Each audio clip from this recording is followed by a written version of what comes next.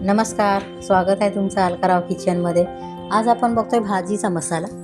तर चला बघू. त्यासाठी मी इथे 4 चमच धने घेतलेले आणि धने आपण हलकेसे भाजून घेणार आहोत.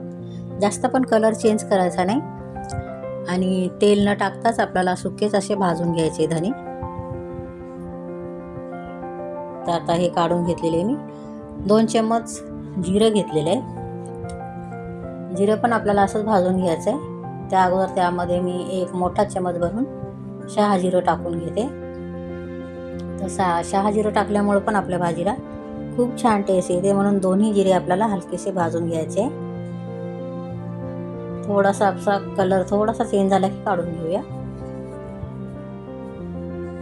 आता त्यामध्येच थोडेसे खडे मसाले टाकून घेते मी. त्यामध्ये काळी मिरी आहे, लवंग आहे, दालचिनी आहे, जावित्री आहे आणि 4 वेलची आहेत. 2 मसाला वेलची टाकून घ्यायच्या आणि हे पण आपल्याला हलकंसं भाजून घ्यायचं आहे. तर हा मसाला ना कुठल्या पण भाजीमध्ये 1 चमच जरी टाकला तर खूप छान भाजीला टेस्ट येते. तर हा मसाला तुम्ही नक्की ट्राय करून बघा. तेजपत्ता पण टाकलेला आहे मी. आणि हा मसाला आपल्याला एकदा बनवून ठेवला का 2-3 महिने आरामात व्यवस्थित राहतो. तर हलका मसाला गरम मसाला सगळा भाजून घेतलेला आहे, काढून घेऊया. आता त्यामध्येच आपण 2 चमच बडीशेप भाजून घेणार आहोत. बडीशेप पण आपल्याला हलकीशीच भाजून घ्यायची आणि अर्धा चमच मेथी दाणा घेतलेला आहे मी. तर मेथी दाणा जास्त नाही घ्यायचा, अर्धा चमचच घ्यायचा आणि हे पण आपण आता हलकं भाजून घेऊया.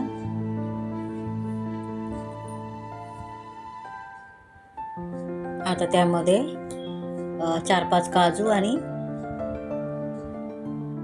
मिरची घेतलेली आहे, काश्मीरी मिरची घेतलेली आहे. काजूची क्वांटिटी तुम्ही जास्ती पण टाकू शकता. 15-20 काजू टाकले तरी पण भाजीला छान टेस्ट येईल.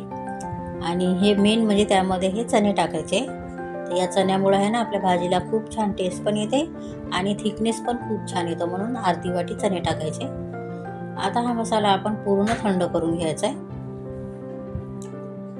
आणि थंड झाल्यानंतर मिक्सरमधून आपल्याला काढून घ्यायचा आहे, बारीक करून घ्यायचा आहे.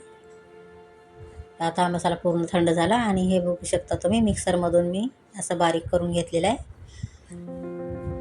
आता त्यामध्ये अर्धा चमच हळद टाकायची आणि 1 मोठा चमच भरून काश्मीरी लाल मिरची टाकलेला आहे आणि हे परत एकदा थोडंसं मिक्सरला फिरवून घेते मी. आता बघू शकता हा मसाला आपला रेडी झालेला आहे. हा प्लेटमध्ये आपल्याला थंड करण्यासाठी ठेवायचा आहे आणि थंड झाल्यानंतर मग बरणीमध्ये भरून ठेवायचा आहे. हा मसाला तुम्ही कुठल्या पण भाजीमध्ये 1 चमच जरी टाकला ना तर खूप छान भाजी होते.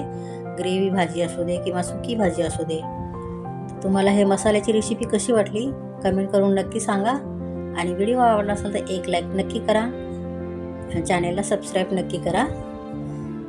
पुन्हा भेटूया अशाच एका छानशा रेसिपीसोबत.